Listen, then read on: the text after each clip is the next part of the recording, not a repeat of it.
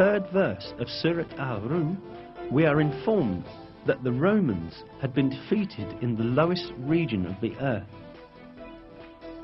This expression, Adna al-Ard in Arabic, is interpreted as a nearby place in many translations. Yet, this is not the literal meaning of the original statement, but rather a figurative interpretation of it. The word Edna in Arabic is derived from the word Deni, which means low, and Ard, which means world.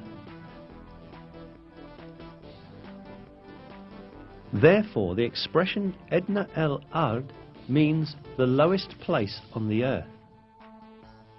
Most interestingly, crucial stages of the war fought between the Byzantine Empire and the Persians, when the Byzantines were defeated and lost Jerusalem, had really taken place at the lowest point on earth. This specified region is the basin of the Dead Sea, which is situated at the intersection point of the lands belonging to Syria, Palestine and Jordan. The Dead Sea, lying at 395 meters below sea level, is the lowest region of the earth. This means that the Byzantines were defeated at the lowest part of the world, just as is stated in the verse. The most interesting point lies in the fact that the altitude of the Dead Sea could only be measured with modern measurement techniques. Before that, it was impossible for anyone to know that it was the lowest region on the surface of the earth. Yet, this region was stated to be the lowest point on the earth in the Qur'an. Hence, this provides another evidence that the Qur'an is divine revelation.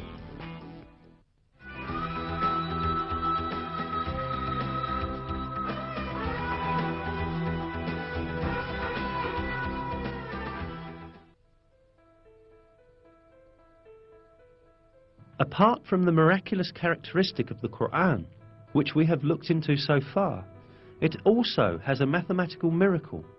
An example of this is the numbers of repetitions of some words in the Qur'an.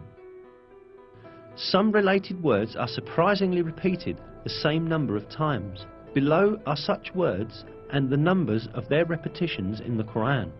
The word day is repeated 365 times in singular form, while its plural and dual forms, days, together are repeated 30 times. The number of repetitions of the word moon is 12. The word punishment is repeated 117 times, while the expression forgiveness, which is one of the basic principles of the Qur'an, is repeated exactly twice as many times.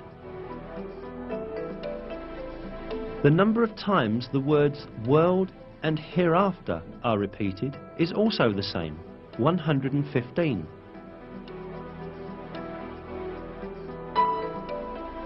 The statement of 7 heavens is repeated 7 times.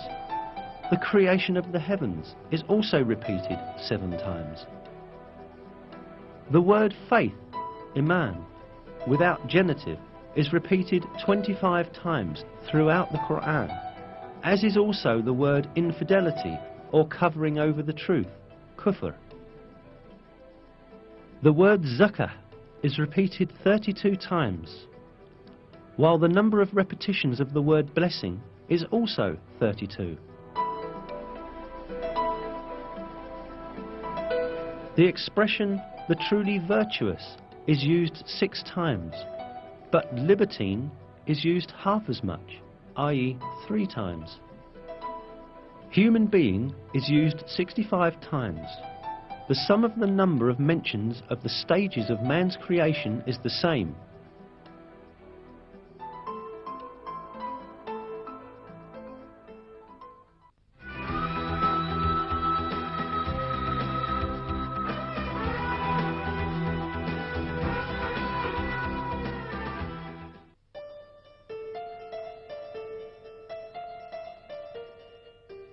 All that we have seen so far shows us an apparent fact.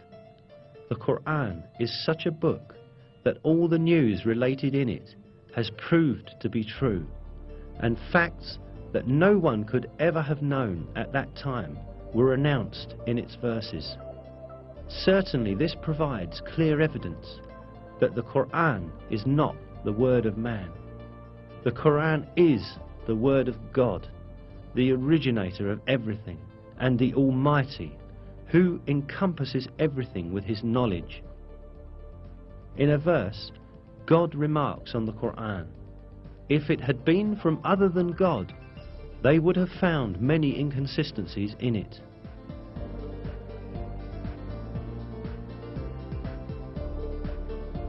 Not only are there no inconsistencies in the Qur'an, every piece of information it contains reveals the miracle of this divine book more and more each day. What falls to man is to hold fast to this divine book revealed by God and receive it as his one and only guide. In one of the verses, God calls out to us, "And this is a book we have sent down and blessed." So